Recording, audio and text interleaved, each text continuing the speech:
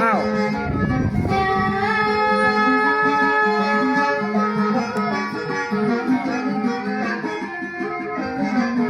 พี่น้องใจบินจะต้องเป็นพ่อให้มาคือได้ดีค่ะแม่ศรัทธามีน้ำมีมาปราศจากสิ่งที่มัวหมอง บอกเฮอมีมนทินพระระอย่างต่างๆแล้วเจ้าสากะว่าเป็นซ้อ3 คนร้อยโผล่คนล้อมปิดเทอม ว่าวันนี้ก็เป็นวันดีจะทำพิธีกุศลยิ่งใหญ่พี่น้องศรัทธาเพิ่นเอาใจใส่ขอให้ได้ผลบุญมากมายวัดวัดกิวช่วยกันวันนี้ตาตะมีถึงมาโปรดภัยศาสนาเจริญต่อไปเจ้าพุทธคนไทยช่วยกัน ครับน้องช่วยกันไหว้กันสานะเจ้าอีสาเขาว่าข่ายไม่ปากปึ๊กเด้ช่วยกันไหว้กันสานะเจ้าวัดเขาจะศาสนาจะได้รุ่งเรืองอ้าว วันเปิดวันเปิดศรัทธาเข้าเปิดบุญนาป่าเปิดบุญหนอ อ้าว เมื่อเจ้าเป็นคนไทยถือศาสนาพุทธก็ดีอย่างยุดศีลรักคำสอนก็ต้องมีรักน้ำถือเบาวอนอย่าหูสังคอนสอบเบื้องเครื่องไฟบ้านจะดีเพราะมีวัดสอนวัดจะห้องพระศรัทธาเราไม่ด้วยกำลังน้ำกำคงไว้จะบอกเทวดาลุงลังแต่สองบางเพราะว่าความคิด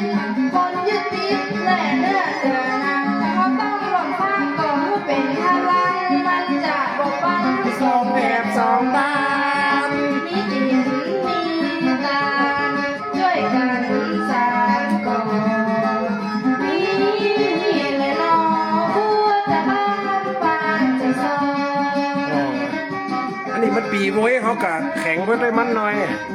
ถ้าว่าปีจ้าเขาก็ได้ซอหวานเลยนี่แหมน้อยร้อยข้าวโพดร้อนปีแพนมาแต่เจ้าละ แต่นางศาสนาเปรียบเหมือนต้นไม้ศรัทธาลูกไม้เป็นอีกการสาขาก็ต้องช่วยกันดูแลรักษาดูดอาหารมาหล่อเลี้ยงลำต้นเป็นสิริมงคลจะได้มีผลมีดอกนี่แหละเน้องเป็นเรา อีสานเดี๋ยวมันจากลบเสียงหอมเดียว ก่อนเป็นละออนมันซื้อสีแซ่บยังปีแพนนะปีแพนเสียงสื่อน้ำเดียวอะเสียงมันดังอ่ะเดี๋ยวเต็มทีไหนอยซะ ว่าในสอบเอง ทดสอบเอ็กลูกบอกเฮ้ยมันเอ็กอ้าว นะ หน้ากันไม้กับพ่อมวนล่ะ อ้าว เพื่อนว่าอารามลุ่งเรืองงานใส่รักป้องกันไร้ศาสนาพุทธรักคำสอนเป็นข้อช่วยยืดคือหมู่เฮาเจ้าพุทธประพฤติไปตาม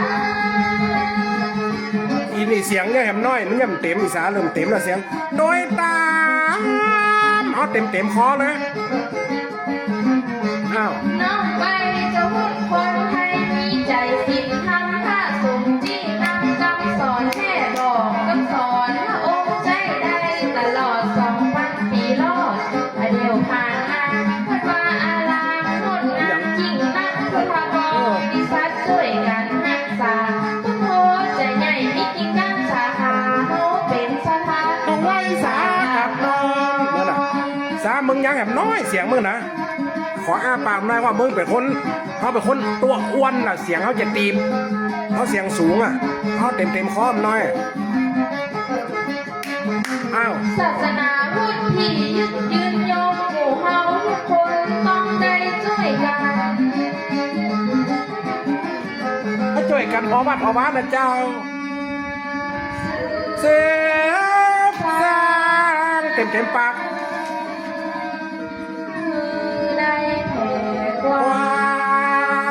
วโอ้ยควายที่มูกออกกระบอกก่อนอ้าวอัตบอลตาไหนซะอันดัง ก่อนที่จะสอนเลือกวันขอกับน้ำยังขันแก้วตาม ซาแหมบดเด้อ ถ้าส่งแหมกำสันทางคนฟังชอบกันหัวหน้าก็ชอบพิพาทปากว่าจีกันตัวพิษไปทั้งการลบกับกา ปากว่าจีไปปากว่าอยู่กับปากสีกะเอะปากว่าจีเอาซะ ถ้าเรามีงานช่วยกันแต่คนเฒ่าคนแก่ไว้หนุ่มไว้สาวบ้านเฮามี งานกับเฮา ว่าละเมาอ่ะคนนั้น คนนี้ คนว่าไหนที่จะไปหล่นหาของคนนี้จะนอนทุกซอกหาดีมีการมีงานก็ใจอู้วันที่เรียกกันมาเป็นเดือน เสียงงานที่ไปนอนปีเต้นตัวจังหวะลงโซนปีอ้าว ทุกหลังคา เลื่อนดักจะหมื่นเจ้าภาพ ได้บุญว่าขาดหาใน แล้วบ่เหมือนนะ ช่วยกันแต่เป็นบ่บ้านแม่แห้งได้จะเตรียมมาละมองเศร้าซึ่งมาอ้างว่าการกินกับอาพ่อเอาสถามาตั้งเป็นเก่า เดี๋ยวนะฟังนะกูอย่าว่าฟังนะเขาต้องเต้นจังหวะต้องเอาละสถากรรมตั้งเป็นเก้าคนแก่คนเฒ่าเฮาก็ต้องมาปรึกษาต้องรับไปล้นหาพระสงฆ์ผู้บาเฮาต้องปรึกษาหลายตี้หลายตันและกำนันผู้ใหญ่ก็ตั้งกรรมการหมู่คนร่วมงานมีด้วยกันทั้งนั้น บอกว่าเจ้าจองจึงบอกว่าเจ้าบ้านเฮาต้องปรึกษาหาลือเขาเต้นจังหวะปีตัวถ้าเขาเต้นเองปีมันนอนเขาไข่รับ การสามัคคีนะมีกับพี่น้องเกิดความเกี่ยวข้องช่วยกันนับถือเอาต้องได้อย่างปรึกษาหาเลือการงานมีกับจองกับบ้านเนี่ยเอาบาดเลยตักตักตักตักเนี่ยเอาอีสานแล้วหวานเหรอเอาคือมันโหมด้วยปีจีมันเจ็บปุ๊เนี่ยมันหวานอยู่กันแหละน้อง พูดให้เราเกิดบ้างหน้ามีพัดที่ว่าเป็นที่เพิ่มทางใจ เอาศาสนาคือแก้วสารไตเป็นที่มดใส่ศาสาลางช่วย มีตัวเจ้าคอยอบรมสั่งสอนปันสินปันตอนเป็นกำอ้างเอ่ย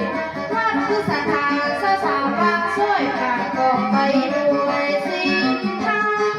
ศีลอันนี้มันจะปุ๊อยู่มันต้องหวานศีลทับเนี่ยมันเจ็ดมึงลงหรือไม่เป็นยัง ที่ช้ำว่ามันเป็นรัตนาวัดเป็นที่ก็กลับ วัดเป็นที่สร้างก่อ วัดเป็นที่มองทำวัดเป็นที่นั่งวัดเป็นที่สั่งวัดเป็นที่ทำและวัดเป็นที่เข้าใจวัดจะแค่ช่วยใครสุขใจเลิกทำ น่ะถ้าเต้นปีนี้ได้อินี่ลื้นกำซอจี